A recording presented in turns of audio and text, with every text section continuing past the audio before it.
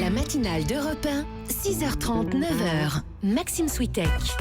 Le débrief de cette matinale, les temps forts de ce matin sur Europe 1. Des milliers de civils sont toujours en attente d'évacuation à Alep-Est. 6000 personnes ont pu être évacuées ces derniers jours, dont Hassan, blessé. Il a mis 3 jours à sortir de la ville.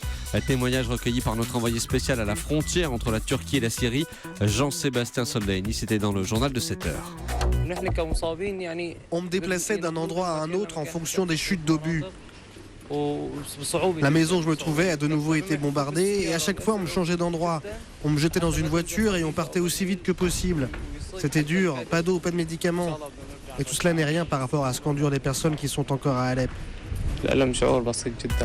Europe 1 avec les réfugiés syriens, Europe 1 au plus près du conflit en Irak également. Didier François, grand reporter d'Europe 1, était au cœur de la bataille de Mossoul. Il vient de passer une semaine auprès des forces spéciales françaises.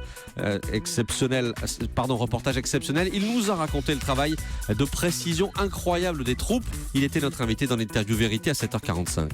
Il y avait une maison qui était a priori abandonnée. Et pourtant, elle semblait bien abriter un mortier parce que ça tirait tous les jours sur les positions des Peshmerga. Seulement, à chaque fois que les avions de la coalition venaient pour détruire ce mortier, ils voyaient qu'il y avait du linge qui était pendu sur le toit. Alors donc, ils tiraient pas parce qu'il y a une suspicion que une famille habite là. Au bout d'un certain temps, les observateurs, eux, se sont rendus compte que ce linge, il n'était jamais ramassé, même après la pluie. Et donc, ils ont compris que les djihadistes, connaissant les procédures occidentales, qui ne veulent pas faire de dommages collatéraux, ils avaient profité de cette affaire-là pour se protéger. On poursuit ce débrief de la matinale. François de Rugy, candidat écologiste à la primaire de gauche, il demande à François Fillon d'éclaircir ses positions sur la Russie.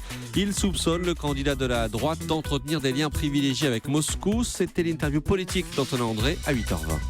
François Fillon, il a des positions, on va dire, pro-russes. Il est pour une alliance avec la Russie de Vladimir Poutine. Et cela depuis de très nombreuses années. Et par ailleurs, on sait qu'il a une activité de conférence, de conseil, qui lui a rapporté 4 fois plus que ce que lui rapporte son indemnité de député depuis 2012. Et donc, je pense que c'est légitime de demander la transparence sur qui sont ceux qui lui ont fourni ses revenus.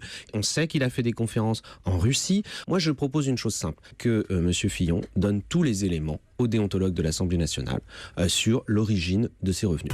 Toujours en politique, mais toujours du côté de la primaire à gauche, les candidats se battent pour être celui qui va rassembler, quitte parfois à dire un peu n'importe quoi. C'était l'analyse d'Antonin André dans l'édito politique de 7h40. Manuel Valls, Premier ministre brutal, s'est mué en pourfendeur du 49-3.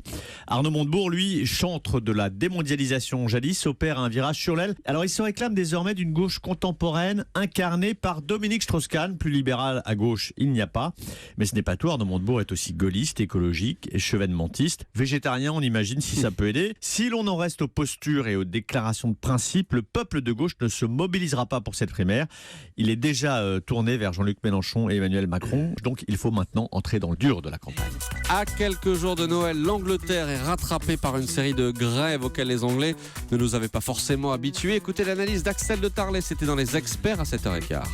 Ils sont toujours loin derrière nous. En Grande-Bretagne, on compte 23 jours de grève pour 1000 salariés. En France, on est à 140 jours de grève pour 1000 salariés, 6 fois plus. Mais on est en Grande-Bretagne et il y a toujours un brin d'humour. Donc il y a une grande chaîne de bookmakers qui a ouvert des paris. Alors d'abord avec le slogan qui est « La glorieuse Grande-Bretagne post-Brexit fait de son mieux pour concurrencer les grévistes français ».